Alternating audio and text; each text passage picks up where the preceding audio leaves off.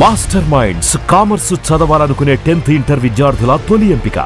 అయితే ఇప్పుడు ఆహారం తీసుకోకపోతే గ్యాస్ ఫామ్ అవుతుందంటారు కొంతమంది, దాన్ని ఎలా చూడాలి? సో ఇప్పుడు నేను బ్రేక్ఫాస్ట్ ఆపేసేయండి, ఇది ఇంటర్మీడియట్ ఫాస్టింగ్ అనేది సైంటిఫిక్ టర్మ్, చాలా మందికి మాట.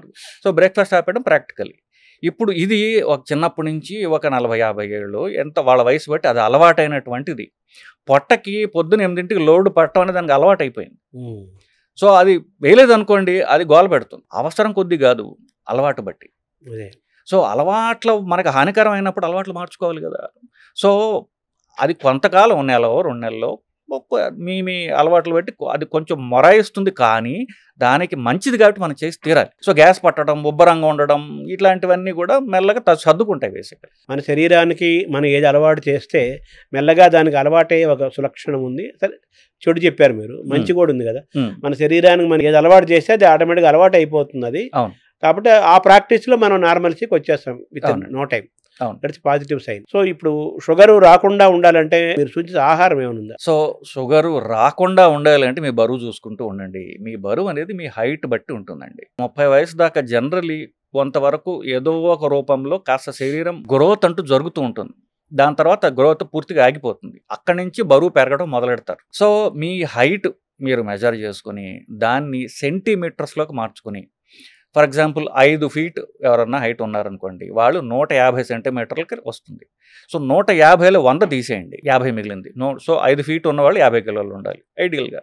సో మీ హైట్, ఇది సింపుల్ లెక్క, కాంప్లెక్స్ లెక్కలు ఉన్నాయి, సింపుల్ జనరల్ చెప్పడం అర్థం అవ్వడానికి. మీ హైట్ బట్టి మీ వెయిట్ ఉంటుంది. మీ హైట్ని సెంటీమీటర్స్లో చూసుకుని దానిలో 100 తీసేస్తే మిగిలేది మీ ఐడియల్ వెయిట్. ఆ వెయిట్కి దరిదాపుగా అటు ఇటు మీరు మెయింటైన్ చేసుకుంటున్నా కూడా మీరు బరువు పెరగరు. అది మెయింటైన్ చేయగలిగితే షుగర్ రాదు. ఇప్పుడు అది ఏజ్ని బట్టి కూడా మారదా ఆ వెయిట్? అన్ని ఏజ్లకి 100 తగ్గించడమేనా? సో ఏజ్ ఇప్పుడు 30 ఏళ్ల వాడికి రూపంలో, 60 ఏళ్ల వాడికి రూపంలో తేడా ఏంటంటే, 30 ఏళ్ళ వాడు సన్నగా ఉంటాడు, 60 ఏళ్ళ వాడు లావుగా ఉంటాడు. ఎందువల్లంటే 30 ఏళ్ల తర్వాత మెటబాలిజం స్టార్ట్స్ ఫెయిలింగ్. మెటబాలిజం తగ్గిపోతూ ఉంటుంది. సంవత్సరానికి 1% వాళ్ళ లంగ్ కెపాసిటీ, వాళ్ళ మజిల్ కెపాసిటీ తగ్గిపోతూ ఉంటుంది. అది న్యాచురల్. ఇంకా అంటే నేచర్కి మనతో అవసరం లేదు. అంటే 60 ఏళ్ళకి మీరు చెప్పిన 30% తగ్గిపోతుందా? 30% తగ్గిపోతుంది. అంటే సంవత్సరం పర్సెంట్ అంటే 1% తగ్గిపోతూ పోతుంది. 90 ఏళ్ళు జీవిస్తే 60% తగ్గిపోతుంది. అందుకనే ఎల్డర్లీ వాళ్ళకు వీక్గా ఎందుకుంటారు? ఇప్పుడు 30 ఏళ్ల వాడి కంటే 60 ఏళ్ల వాడు బలం తక్కువ ఎందుకుంటాడు, లావు ఎందుకు ఎక్కువగా ఉంటాడు? అన్నిటికీ ఒకటే ఆన్సరు, మీ మెటబాలిజం ఫెయిల్ అవుతోంది. ఫెయిల్ అవ్వకుండా చూసుకోవడానికి వ్యాయామం ఒకటే మార్గము. ఫెయిల్ అవ్వాలని లేదు, ఫెయిల్ న్యాచురల్గా అవ్వచ్చు. మీరు మజిల్ స్ట్రెంగ్త్ మీరు మెయింటైన్ చేసుకుంటే మీ మెటబాలిజం అనేది 30 ఏళ్లకు ఉన్న మెటబాలిజం 60 ఏళ్ళకి మీరు మెయింటైన్ చేయగలరు. అదే 90 ఏళ్ళు కూడా మెయింటైన్ చేయగలరు, if provided you maintain muscle strength. Muscle strength పెంచుకోవాలంటే ఎక్సర్సైజ్ ఒకటే భాగమా? ఎక్సర్సైజ్ మాత్రమే పనికొస్తుంది. మనిషి యొక్క బరువు ద్వారా కొలెస్ట్రాల్, షుగర్ ఇవన్నీ లింక్ ఉండే పోట్లు చెప్పారు కదా. సన్నగా ఉంటారు, మామూలు ఐడియల్ వెయిట్ అనిపిస్తారు, చాలా లీన్గా ఉంటారు, మామూలుగా ఉంటారు. షుగర్ పేషెంట్లు, హార్ట్ పేషెంట్లు అలాంటి వాళ్ళు కూడా చాలా ఎక్కువ మంది ఉన్నారు కదా, దాన్ని ఎలా చూడాలి? మన భారతదేశంలో ఒక రకమైనటువంటి స్పెషల్ పాపులేషన్ ఉన్నారండి.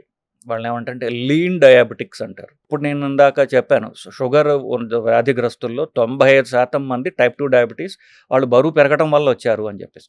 ఇంకొక 5% ఉన్నారు చూసారా, వాళ్ళలో కొంత శాతం, 2% ఎవరంటే లీన్ డయాబెటిక్స్ అంటారు. ఇది భారతదేశంలో ఎక్కువ, ఎస్పెషల్ సౌత్ ఇండియాలో ఎక్కువ. అంటే సన్నగా ఉంటాడు వాడు, కానీ అవయవాల చుట్టూ ఫ్యాట్ ఎక్కువ ఉంటుంది. విజరల్ ఫ్యాట్ అంటే వాడు సన్నగా ఉంటాడు, పొట్ట మాత్రం ఎంత ఉంటుంది అంటే ఏంటి, అవయవాల చుట్టూ ఫ్యాట్ ఎక్కువ ఉంది, దానివల్ల షుగర్ వస్తుంది వాళ్ళకి. సో వీళ్ళకి కూడా ఫ్యాట్ తగ్గడానికి చేసే ఎక్సర్సైజెస్ ఏవైతే ఉన్నాయో అవి చేసుకున్నట్లయితే పొట్ట చుట్టూ ఉండే ఫ్యాట్ కూడా పోతుంది. వాళ్ళు అంటే పొట్ట చుట్టూ ఉండే అవయవాల చుట్టూ ఉండే ఫ్యాట్, బొజ్జ, అది పోతుంది. పోతే షుగర్ రివర్స్ అవుతుంది. కడుపు చుట్టూ ఫ్యాట్ ఉండి పొట్ట ఎక్కువ ఉంటే సన్నగా, మిగతా ఆకృతి సన్నగా ఉంటుంది, పొట్ట దగ్గర ఎక్కువగా ఉంటుంది కాబట్టి అంటున్నారు. ఈ ఏం లేకుండా వాడు మామూలు చాలా మంది సన్నగా ఉండేవాళ్ళు, మామూలుగా ఉండేవాళ్ళు కూడా చాలా మంది ఉన్నారు షుగర్ పేషెంట్స్. వీళ్ళందరినీ లీన్ డయాబెటిక్స్ అంటామండి. వీళ్ళలో లీన్గా ఉండి పొట్ట కూడా లేకుండా డయాబెటీస్ ఉందంటే అది స్ట్రాంగ్ జీన్స్ వల్ల ఉంటే అవకాశం ఉన్నది. ఇప్పుడు దీంట్లో 90% కామన్ కాబట్టి 90% గురించి మాట్లాడుతున్నాం. ఇంకొక 5% ఏంటంటే మనకు జీన్స్ స్ట్రాంగ్గా ఉంటాయి. ఇప్పుడు 60 ఏళ్ళకి తాతగారికి షుగర్ వచ్చింది, కొడుక్కి 40 ఏళ్ళకి షుగర్ వస్తుంది, మనవడికి 30 ఏళ్ళకే వస్తుంది. తండ్రికి షుగర్ ఉన్నట్లయితే తర్వాత తరం కొడుకులకి ఎస్పెషల్లీ కొడుకులు అంటే తండ్రికి షుగర్ ఉన్నట్లయితే తర్వాత సంతానానికి 5 రెట్లు షుగర్ వచ్చే రిస్క్ ఎక్కువ ఉంటుంది.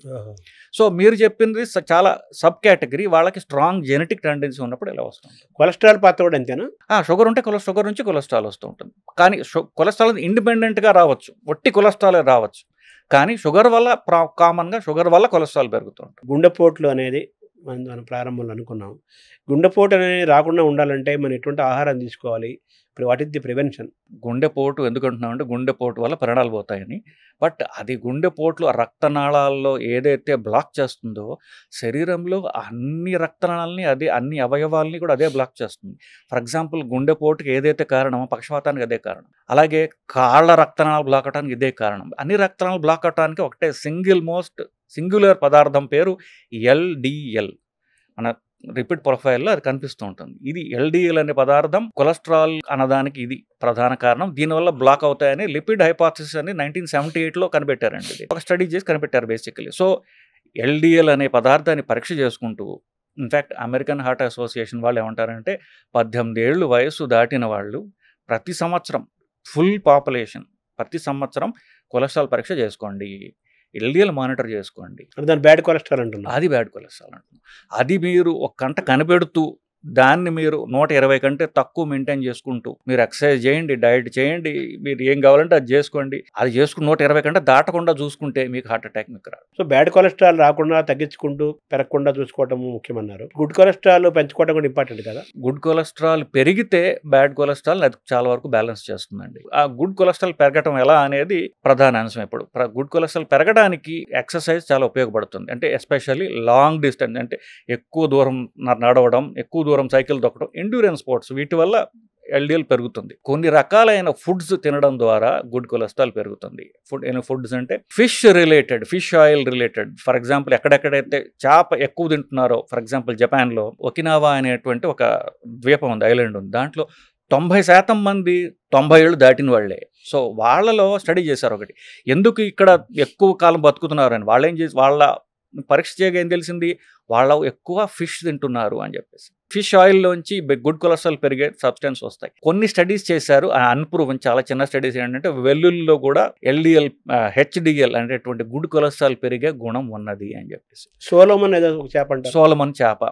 సో ఈ చేపలు అవి ప్రధానంగా తినొచ్చు. ఇప్పుడు వెజిటేరియన్స్ అంటే మేము చేపలలో తింటాం అనుకునే వాళ్ళకి ఫిష్ ఆయిల్ క్యాప్స్యూల్స్ అని దొరుకుతున్నాయి, అవి వాడచ్చు. ఫిష్ ఆయిల్ క్యాప్స్యూల్లో కూడా మాకు అభ్యంతరం ఉన్నది. దాంట్లోంచి తీసినటువంటి omega-3 ఫ్యాటీ యాసిడ్ అనేటటువంటి ఫైనల్ పదార్థం ఉన్న క్యాప్సూల్స్ దొరుకుతాయి. అది మీరు రోజుకు ఒకటి వేసుకుంటే మీకు గుడ్ కొలెస్ట్రాల్ పెరుగుతుంది. సప్లిమెంట్ ఉంది మన దగ్గర, సప్లిమెంట్స్ ఉన్నాయి.